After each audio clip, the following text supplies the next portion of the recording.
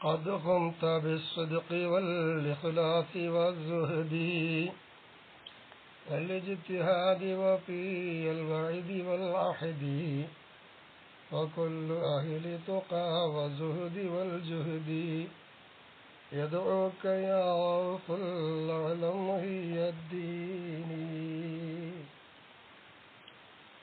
قد قمت നിശ്ചയം നിങ്ങൾ നിന്നു ബിസ്ദിഖി സത്യം കൊണ്ട് വൽഇഖ്ലാസി ആത്മാർത്ഥത കൊണ്ട് വസ്സുഹദി പ്രപഞ്ചത്യാഗം കൊണ്ട് വൽഇജ്തിഹാദി പരിശ്രമം കൊണ്ട് വഫീൽ വാഇദി വൽ അഹദി കരാറ് വാഗ്ദാനം ഇതെല്ലാം പൂർത്തിയാക്കുന്നവരായി ഈ നിലയിലൊക്കെ നിങ്ങൾ പ്രവർത്തിച്ചു പോകുന്നു. വകുല്ലു അഹ്ലി തുഖ അപ്പൊ തഖ്വയുള്ള എല്ലാവരും വസ്സുഹദി എല്ലാ സുഹൃത്തുകാരും വൽ ജുഹദി എല്ലാ പരിശ്രമക്കാരും യദ്ഊക അവരൊക്കെ നിങ്ങളെ വിളിക്കും യാ ഗൗസുൽ അഅ്ലം മുഹിയദ്ദീൻ വലിയൊരു സഹായിയായ ദീൻ ഹയാത്താക്കുന്ന മഹാനരെ എന്ന് വിളിക്കും. ഇനി അതിന്റെ വ്യാഖ്യാനം ഖദ് ഖുംത ബിസ്ദിഖ് എന്ന് പറയുമ്പോൾ അതിന്റെ അർത്ഥം എന്ത് വെക്കണം? ഐ ദുംത അലൈഹി എന്നാണ്. നിങ്ങൾ സത്യത്തിന്റെ മേൽ പതിവായി ഒരിക്കലും കളവ് പറഞ്ഞിട്ടില്ല. കവാഫിൽ ഖലായിദി വഗൈരിഹ ഖലായിദിലും അതല്ലാത്ത കിതാബിലും അങ്ങനെ കഥയുണ്ട്. അതിവിടെ പറയാം. അന്നഹു നിശ്ചയമായിട്ടും ലം യക്ദിബ് മഹാൻ കളവ് പറഞ്ഞിട്ടില്ല. കത്ത് ഒരിക്കലും കളവ് പറഞ്ഞിട്ടില്ല. കളവ് പറഞ്ഞിട്ടില്ല കുട്ടിക്കാലത്ത് പറഞ്ഞോ? ഹത്താബി സിഅരിഹി തന്റെ ചെറുപ്രായത്തിൽ പോലും പറഞ്ഞിട്ടില്ല. ഫഖാല അതിനെ ആസ്പദപ്പെടുത്തിക്കൊണ്ടൊരു കഥ പറയുന്നു. സാഫർതു ഇലാ ബഗ്ദാദ് ലിത്വലബിൽ ഇൽമി വിജ്ഞാനം തേടാൻ വേണ്ടി ഇറാഖിന്റെ തലസ്ഥാനമായ ബഗ്ദാദിലേക്ക് ഞാൻ യാത്ര പോയി. ഫസിർതു മഅ ഖാഫിലത്തിൻ സഗീറത്തിൻ അങ്ങനെ ഞാൻ പോയത് ചെറിയ ഒരു സംഘത്തിന്റെ കൂടെ ഇങ്ങനെ പോവുകയാണ്. ചരക്കൊക്കെ കെട്ടിപ്പോകുന്ന ആൾക്കാരാണ്. അവരുടെ കൂടെ ഞാനും നടന്നു. ഫലമ്മ തജാവസ്ന ഹംദാൻ അങ്ങനെ ഹംദാൻ എന്ന് പറയുന്ന പ്രദേശം ഞങ്ങൾ വിട്ടുകടന്നപ്പോ അവിടെ എത്തിയപ്പോ ഖറജ അലൈന സിത്തൂന നഫറൻ ഒരു 60 അംഗ സംഖ്യം. അപ്പൊ ഒരു 60 അംഗ സംഖ്യം എന്താണെന്ന് അറിയാമോ? ഞങ്ങളെ മേൽ എതിരായി പുറപ്പെട്ടു. ആ സംഘം വന്നിട്ട് എന്ത് ചെയ്തു? അഹദുൽ ഖാഫിലത്ത ആ സംഘത്തെ പിടികൂടി. ഈ യാത്ര പോകുന്ന സംഘത്തിനെ പിടികൂടി കൊള്ളക്കാരൻ. വലം യതഅറദ് ഇലയ്യ അഹദ് കൊള്ളക്കാരിൽപ്പെട്ട ഒരാളും എന്നെ കൊള്ളെന്താക്കുന്നില്ല, തിരിയുന്നില്ല, എന്നെ ശ്രദ്ധിക്കുന്നേ ഇല്ല. അങ്ങനെ കൊള്ളക്കാരിൽ നിന്ന് ഒരാൾ എന്റെ അരികിൽ കൂടെ എന്നെ വിട്ടു കടന്നപ്പോ ഫഖാല യാ ഫഖീറു മാ മഅക ആ കൊള്ളക്കാരൻ ചോദിക്കല്ല, ഫഖീറെ നിങ്ങളെ കൂടെ വല്ലതുണ്ടോ എന്ന് ചോദിച്ചു. ഫഖുൽതു അപ്പൊ ഞാൻ എടുത്ത പാട് ധൈര്യത്തോടു കൂടെ പറഞ്ഞു 40 ദീനാറൻ ഒരു 40 സ്വർണ്ണ നാണയം എന്റെ അടുത്തുണ്ട് എന്ന് ഞാൻ പറഞ്ഞു കൊള്ളക്കാരനോട്. ഫഖാല അപ്പൊ കൊള്ളക്കാരൻ ചോദിക്കുകയാണ് അയിന ഹിയ അതെവിടെയാണ്? കയ്യിൽ കാണുന്നില്ല, അത് എവിടെ വെച്ചിക്കണെന്ന് ചോദിച്ചു. ഫഖുൽതു അപ്പൊ ശൈഖ് തങ്ങൾ കുട്ടിക്കാലാണ് ഉപരി പറയാൻ അത് മുഖീത്തത്തും എന്റെ കക്ഷത്തിന്റെ അടിഭാഗത്തിൽ കുപ്പായത്തിന്റെ ഉള്ളിലായിട്ട് തുന്നി ചേർക്കപ്പെട്ടിരിക്കുകയാണ്.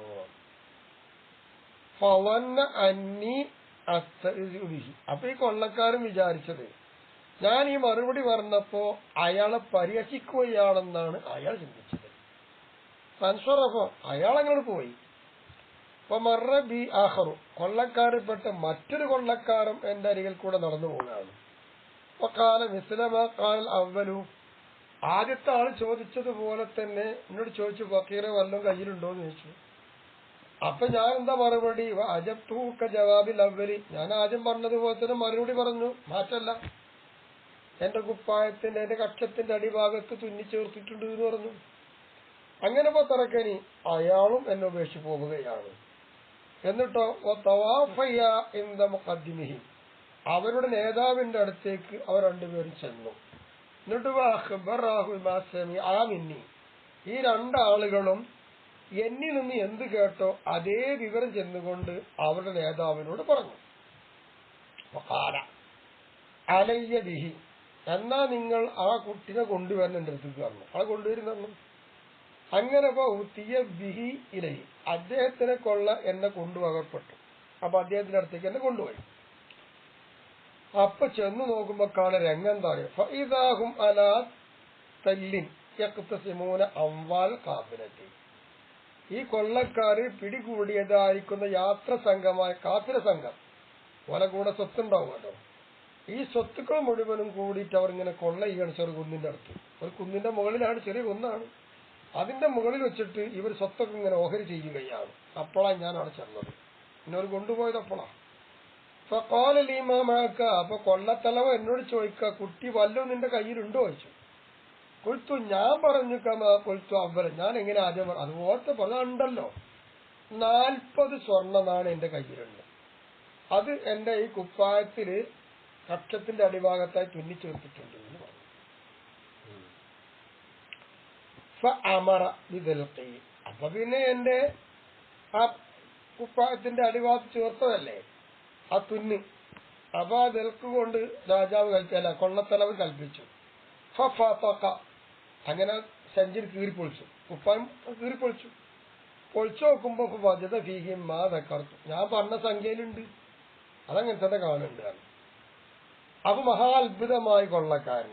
അപ്പൊ കൊള്ളക്കാരൻ ചോദിക്കുന്നു, മാ ഹമലക അലാ ഹാദ സിദ്ഖി, യാതൊരു പേടിയുമില്ലാതെ ചാഞ്ചല്യമില്ലാതെ ധൈര്യത്തോടുകൂടി ഇങ്ങനെ സത്യം പറയാൻ താങ്കളെ പ്രേരിപ്പിച്ച കാര്യം എന്താണെന്ന് ചോദിച്ചു കൊള്ളത്തലവൻ. കൊടുത്തു. അപ്പൊ ഞാൻ അടുത്ത മറുപടി കൊടുത്തു, ഇന്ന ഉമ്മി, നിശ്ചയമായിട്ട് എന്റെ മാതാവ്, ആഹദത്തിനീ അലസ്തിട്ട്, എന്നോട് വാഗ്ദാനം ചെയ്തിട്ടുള്ളതും എന്നോട് കരാറ് പറഞ്ഞിട്ടുള്ളതും കുട്ടി ഒരിക്കലും കളവ് പറയരുത്, സത്യമേ പറയാവൂ എന്നങ്ങ് പറഞ്ഞു കൊടുത്തു. അങ്ങനെ ഉമ്മയും ഞാനും ചെയ്ത ആ വാഗ്ദാനം ഒരിക്കലും ഞാൻ വഞ്ചിക്കൂല, പൊളിക്കൂല എന്ന് ഷെയ്ഖ് മൊഹിയുദ്ദീൻ പറഞ്ഞു. ഈ പറച്ചിലോടുകൂടി ഇപ്പൊ ബക്ക, അപ്പൊ കൊള്ളത്തലവന്റെ ഹൃദയത്തിലേക്ക് അത് കൊണ്ടു മഹാന്റെ വാക്ക്. കൊള്ളത്തലവൻ കരഞ്ഞുപോയി. എന്നിട്ട് വക്കാല, കൊള്ളത്തലവൻ പറയുന്നു, അൻത ലം തഖുൻ അഹദ ഉമ്മിക്ക്, അഹദ ഉമ്മിക്ക, താങ്കളുടെ ഉമ്മ ചെയ്ത വാഗ്ദാനത്തെ ഒരിക്കലും വഞ്ചിക്കുന്നില്ല. ഇനി ഇല്ലല്ലോ കഥ വക്കഥ സന, ഇത്രയും വർഷങ്ങളായി, ഇനി ഈ സെക്കൻഡ് വരെ ഞാൻ അഹൂനു അഹദ റബ്ബി, എന്റെ റബ്ബിന്റെ കരാറ് ഞാൻ ആകെ വഞ്ചിച്ചിരിക്കുകയാണല്ലോ എത്രങ്ങാനും കൊല്ലായി. എന്നിട്ടിപ്പോ താപ അലായതി, ഇത് കേട്ട മാത്രയിൽ ഞാൻ എന്റെ കൈ മുഖാന്തരം എന്റെ അടുത്ത് വെച്ച് തോപ ചെയ്ത് പക്ഷാതപിച്ച് മടങ്ങി. ഇതാണ്. അങ്ങനെ കാല സഹാബഹു, അപ്പൊ ഈ കൊള്ളത്തലവന്റെ കൂട്ടാളികൾ ചോദിച്ചു, അന്ത മുഖദ്ദിമുന, നിങ്ങളാണ് ഞങ്ങളെ മുന്നണി, ഈ ഖദ്ഇത്വരീഖി, വഴികൊള്ളക്കാരിൽ മുന്നണി നിങ്ങളാണല്ലോ. അന്തല്ലാന മുഖദ്ദിമുന ഫി തൗബത്തി, പക്ഷാതാപത്തിലും ഇന്ന് ഞങ്ങളെ മുന്നിലാവള കണ്ടത് എന്ന് പറഞ്ഞുകൊണ്ട് ഇപ്പൊ താപു കുല്ലുവും അലായതയ്യ, കൊള്ളക്കാര് മുഴുവനും എന്റെ മുന്നിൽ വന്ന് പക്ഷാതപിച്ചു. യാത്ര സംഘത്തിൽ നിന്ന് പിടികൂടി എന്തൊക്കെയുണ്ടോ കൊള്ളക്കാർ മുഴുവൻ തിരിച്ചു കൊടുത്തു.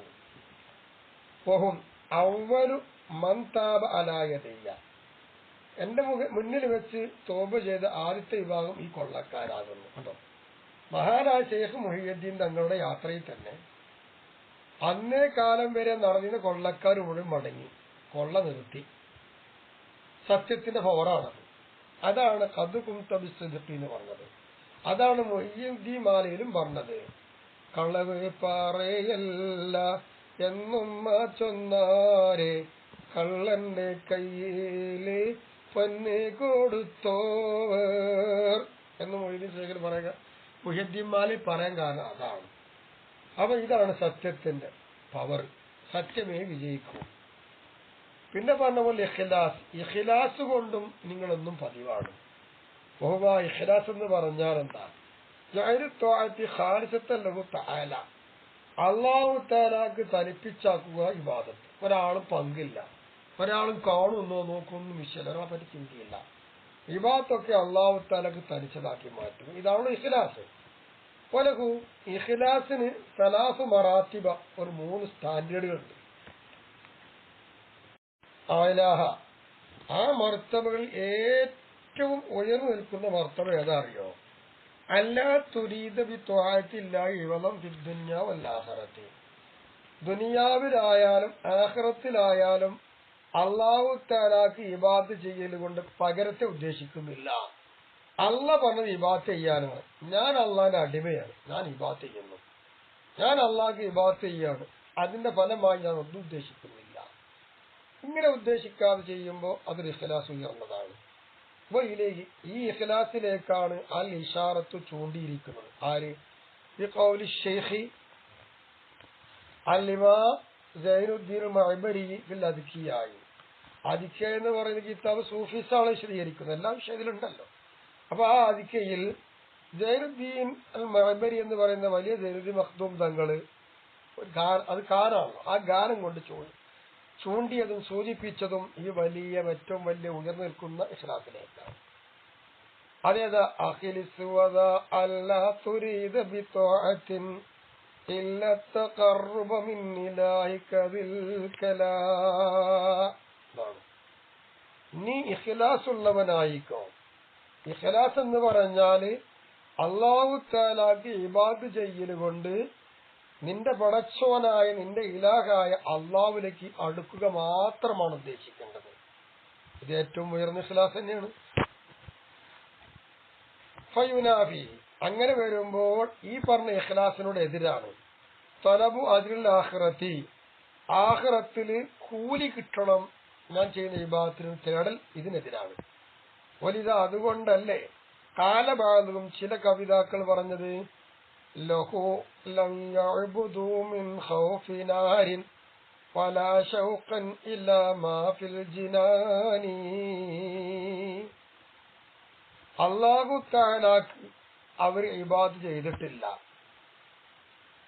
നരകത്തെ പേടിച്ചതിന് വേണ്ടിയോ സ്വർഗത്തുനിന്ന് വല്ലതും കിട്ടുമല്ലോ, അപ്പൊ സ്വർഗീയ സുഖങ്ങൾ അതാശിച്ചുകൊണ്ടൊന്നും അവർ അള്ളാഹ്ക്ക് ഇബാദത്ത് ചെയ്തിട്ടില്ല.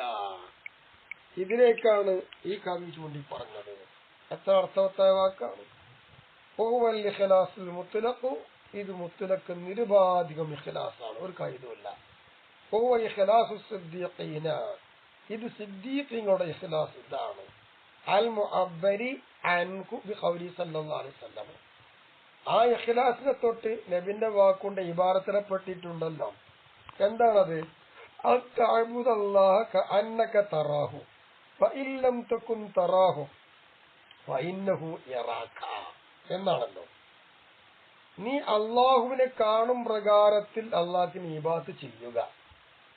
അള്ളാഹു നിന്നെ കാണുന്നില്ല, അള്ളാഹുവിനെ നീ കാണുന്നില്ല എങ്കിലും അള്ളാഹ് നിന്നെ കാണുന്നുണ്ട്. ആരുപോലെ നിൽക്കും വേണം. രാജാവിന്റെ മുന്നിൽ ഒരു പ്രജ എങ്ങനെ നിൽക്കും അതുപോലെ നീ ഇബാദത്ത് ചെയ്യണമെന്നാ പറഞ്ഞത്. ഇതാണ് ഉയർന്ന ഇഖ്ലാസ്. ഈ ഇഖ്ലാസിലേക്കാണ് റസൂലുള്ളാഹി ഈ പറഞ്ഞ വാക്കുന്നത്. തംബീഹ്, ഒരു തംബീഹിട്ട് പറയാണ്ട് ഇവിടെ ഒന്ന് ഉണർത്തിത്തരാം. ജഅല ബഅദു സൂഫിയത്തി, സൂഫിയാക്കൾ ചിലർ ആക്കി കാന ബി ഖൗലി വഇല്ലം തകുൻ എന്നതിലെ കാന, ആ കാനയെ ചില സൂഫിയാക്കളാക്കിയത് താമത്തൻ, നാഖിസല്ല, താമത്തായ കാനയാണ്. പിന്നെ തറാഹു എന്ന് കാണുന്നുണ്ടല്ലോ, തറാഹു എന്നുള്ളത് എന്താകും? ജവാബു സർത്തി. അപ്പൊ തറാഹു എന്നതിനെ അവരാക്കി ജവാബ സർത്തി, ഷർത്തിന്റെ ജവാബാക്കി. ഫഇല്ലം തകുൻ, നീ ഉണ്ടായിട്ടില്ലെങ്കിൽ, അങ്ങനെ താമത്താനർത്ഥം. തറാഹു, നീ അവനെ കാണുന്നു. തറാഹു, നീ അവനെ കാണുന്നു. അപ്പൊ തറാഹു നിന്റെ ജവാബാണ്. എങ്ങനെ? ഇല്ലം തൊക്കുന്നതിന്റെ അല്ലേ ജവാബായിട്ട് വരും. അപ്പൊ ഇന്നഹു യറാക്കാന്നുള്ളതോ തഇലുൽ ജവാബി, അത് ജവാബിനുള്ളൊരു ഇല്ലത്തായിട്ട് വരും. അപ്പൊ കാല താമാക്കി വെക്കുക, എന്നിട്ടോ തറാഹു എന്നുള്ളത് സർത്തിന്റെ ജവാബാക്കുക. ഇന്നഹു യറാക്ക എന്നുള്ളത് ആ ജവാബ് വരാനുള്ള ഇല്ലത്തും ആക്കുക. ഈ രൂപത്തിലാക്കിയിട്ടുണ്ട് ചില സൂഫിയാക്കള്. അപ്പൊ എങ്ങനെ അർത്ഥം വെക്കുക? അതിന് ആ ബാലു സൂഫി ഉദ്ദേശിക്കുന്നത് അന്നമാന ഹദീസ്, ഹദീസിന്റെ അർത്ഥം എന്താ? അർത്ഥം ഇല്ലം തെക്കുൻ വലം തോജത്, നീ ഉണ്ടായിട്ടില്ല, നിന്നെ എത്തിക്കപ്പെട്ടിട്ടുമില്ല എങ്കിൽ, എങ്കിലും ഫനൈത്ത, നീ നശിച്ചുപോയി, അനിൽ ഔസാബി ദമീമത്തി, ദുഷിച്ചതായിരിക്കുന്ന എന്തെല്ലാം ഗുണങ്ങളുണ്ടോ ആ ഗുണങ്ങളെ തൊട്ട് നീ എന്തായി നശിച്ചുപോയി.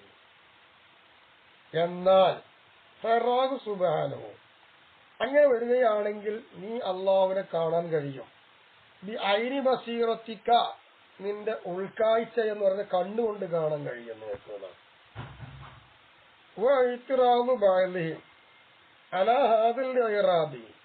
ഈ പറഞ്ഞ ഇറാബിന്റെ മേൽ ചില ആളുകൾ നിരൂപിച്ചു. ആ നിരൂപണമാകുന്നത് എന്തുകൊണ്ട്? അദിമിൽ ജസ്മി ഫിൽ ജവാബി, ജവാബിൽ എന്തില്ല? ജസ്മില്ല എന്നാണല്ലോ. ജവാബാകുമ്പോ ഷർത്തിന്റെ ജവാബാകുമ്പോ ജസ്മ് കാണണ്ടേ എന്നാ. ആ ജവാബിൽ ജസ്മില്ലല്ലോ എന്ന് പറഞ്ഞുകൊണ്ട് ചില ആൾക്കാർ ഇത്തിറാ നടത്തിയിട്ടുണ്ട്. ആ നിരൂപണം, ആ എതിർപ്പ് മദ്ഫൂൻ, അത് തടയപ്പെടുന്നതാണ്. എന്തുകൊണ്ട്? ബി അന്ന ഷർത്ത ഹാഹുന, ഇവിടെയുള്ള ഷർത്ത് മാലിയായ ഫീലാണ്. അപ്പൊ ഇല്ലം തൊക്കുന്നില്ല, എമ്മ് കടന്നില്ല, അപ്പൊ മാലിയാണല്ലോ. ഫലാ തജിബുൽ ജസ്മു ഫിൽ ജവാബി, അങ്ങനെ വരുമ്പോൾ ആ മാലിയായ ഷർത്തിന്റെ ജവാബിൽ ജസ്മു ചെയ്യാൻ നിർബന്ധമാവൂല. ബൽ പിന്നെയോ അൽ ഔല അറഫു, അവിടെ റഫ് ചെയ്യലാണല്ലോ നഹ്വിന്റെ ഖായിദ. അപ്പൊ നിങ്ങൾ പറഞ്ഞ ഇത്റാൽ അസ്ഥാനത്തായി എന്നായി. തെളിയാൻ തരാം. കമാ ഖാല ഇബ്നു മാലിക്, ഇബ്നു മാലിക് തങ്ങൾ തന്റെ അൽഫിൽ പറഞ്ഞിട്ടുണ്ടല്ലോ, ഫബഅദ മാലിൻ ദബഉകൽ ജസാ ഹസൻ വറഫുഹു ബഅദ മുളാരിയും വഹൻ. മാലിയായ ഷർത്ത് വന്നു കഴിഞ്ഞാൽ ആ ഷർത്തിന്റെ ശേഷം ജവാബ് വരുമ്പോ ആ ജസാഇന് ഇനി റഫ് ചെയ്യൽ നല്ലതാണ്. മുളാരിയായ ഫീലിന് ശേഷം ജവാബ്, മുളാരിയാണ് ഷർത്തിൽ, അതിന്റെ ശേഷം ജവാബ്, ആ ജവാബിൽ റഫ് ചെയ്യൽ വഹനും അത് ദുർബലമാണ്.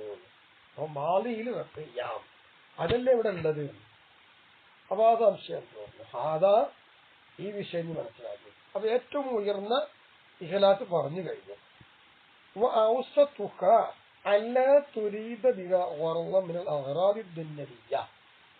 ഈ പ്രപഞ്ചത്തിൽ വെച്ച് ഒരാവശ്യവും നീ എന്താവരുത്?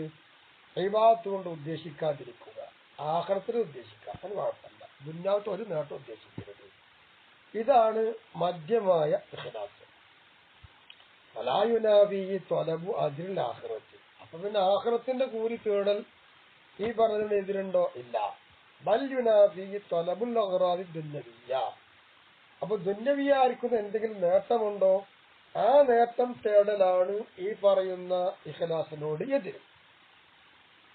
മാലങ്കാന, അത് സമ്പത്തായിക്കോട്ടെ, എന്തായിക്കോട്ടെ, ദാലിക്കൽ ഖറവ്, ആ ഖറവ്, ആ ആവശ്യ സമ്പത്തായിക്കോട്ടെ, ഔ ഇസ്സൻ, അല്ലെങ്കിൽ യോഗ്യത ആയിക്കോട്ടെ, ഔ മഹബ്ബത്തൽ ഖൽഖിലു, അല്ലെങ്കിൽ സൃഷ്ടികൾക്ക് അവർ ഇഷ്ടപ്പെടും, അങ്ങനെ ആയിക്കോട്ടെ, അല്ലെങ്കിൽ ഔ ഇത്തിഖാദുഹും അൽ ഖൈറ ഫീഹി, അല്ലെങ്കിൽ അവന് നന്മ ഇവരൊക്കെ ഉദ്ദേശിക്കുക, എന്തോ ആയിക്കോട്ടെ, ഇതൊക്കെ ദുന്യവിയ നേട്ടമാണ്.